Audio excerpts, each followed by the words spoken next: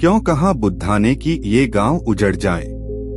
नमस्कार दोस्तों, आपका स्वागत है एक और नई बुद्ध की प्रेरणादायक कहानी में। आइए दोस्तों, गौतम बुद्धा जी की एक ऐसी धार्मिक कहानी का आनंद लेते हैं जिससे आपको पता चलेगा कि बुद्धा जी कितने गूढ़ ज्ञानी और धर्म के ज्ञाता थे। जैसे केले के पात पात में पात, वैसे गूढ़ व्यक्ति के बात बात में बात। दोस्तों, कहानी कुछ इस प्रकार से है। एक बार गौतम बुद्ध अपने अनुयायियों के साथ जा रहे थे। उनका सफर बहुत लंबा था। सुबह से शाम हो चुकी थी। सभी बहुत थक गए थे, तो उन्होंने सोचा आज एक नजदीक के गांव में आराम करते हैं। उन्हें पास ही में एक गांव दिखाई दिया। वे लोग गांव वालों से मिले और उन्हें बताया कि आज रात्रि को वे विश्राम करना चाहते हैं। वहां के लोग बहुत अच्छे थे। गांव वालों ने उनका बहुत स्वागत किया। उनके खाने के लिए अच्छे पकवान बनाए। रात में लोग उनके पास आए और उनके अच्छे वचन सुने। उनके विश्राम के लिए अच्छे से अच्छा इंतजाम किया। सुबह जब बुद्ध जी और उनके अनुयायी गांव से जाने लगे तो सभी लोग उनको छोड़ने आए। सभी लोगों ने उनसे आशीर्वाद लिया। जब बुद्ध जी उस गांव की सीमा से बाहर आए तो बुद्ध जी ने गांव की तरफ देखते हुए कहा, ये गांव जल्दी से जल्दी उजड़ जाए। भगवान बुद्ध के शिष्य आश्चर्यचकित हो गए और वे एक दूसरे की तरफ देखने लगे, पर कुछ भी ना बोले। उन्होंने आगे की यात्रा शुरू की।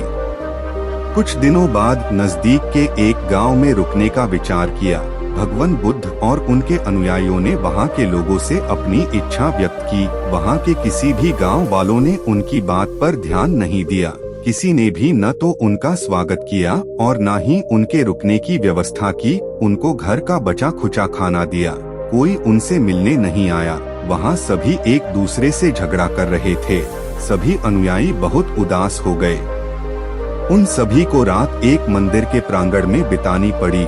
सुबह उठ के बुद्ध जी और अनुयायी वहां से जाने लगे तो उनसे कोई मिलने भी नहीं आया। जब वे सभी गांव की सीमा से बाहर चले गए तो बुद्ध जी ने गांव की तरफ देखकर कहा, ये गांव हमेशा यहीं बसा रहे। अब बुद्ध जी के अनुयायियों से नहीं रहा गया। उनमें से एक अनुयायी बोला, भगवान क्षमा करे, एक बात आपसे पूछना चाहता हूँ कि कहीं आपने दोनों को आशीर्वाद उल्टा तो नहीं दे दिया है। बुद्ध जी अपने अनुयायियों की मनोदशा समझ गए।